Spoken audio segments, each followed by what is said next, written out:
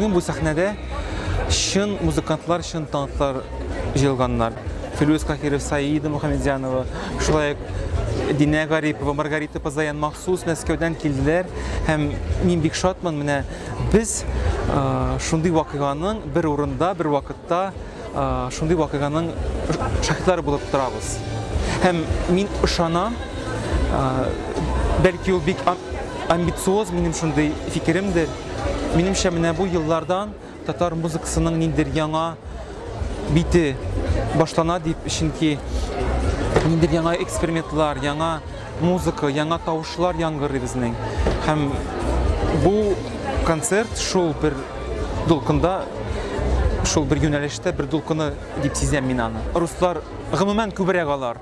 Lakin mimit üzüm Tatar, niçin minezir, iminin köbekler alar bir küp.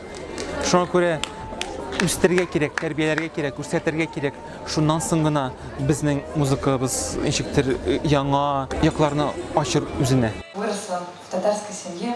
Все говорили по сценарию, вообще все, что мне написали, все у меня из головы вылетело. Буду говорить сама. Не судите строго. Мин Эльмираны әзрәк белгән кеше.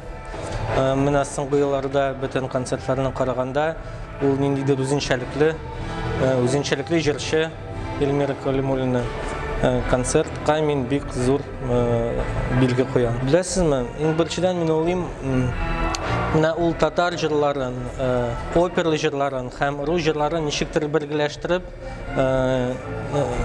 тулыландыра һәм бик матур программа шуннан килеп чыкты, мин уйлыйм. Менә әзрәк кенә анысы бардыр инде. Минемчә концертны татарча белән башлап җибәрергә кирәк иде. Бик күп сит ил телләре белән куелган номерлар. Ну, минемчә инде татар кызы икән, татарча күбрәк булса ибетрәк булыр. Мин уйлыйм, без күп милләтле республикада яшибез һәм Эльмира ул Татарстанда гына түгел, Россия күләмендә дә рус милләтеннән булган кешеләр, башка милләттән булган кешеләр арасында популяр һәм әлбәттә аның да төрле төрдә җырлау, уларның киң кырлы шәхес булуын күрсәтә, талантын тагыдан ныграк ача, аның һәрбер телнең, һәрбер милләтнең мелизматикасын тотып алып җырлый белү, бу зур сәләт һәм ул моны булдыра.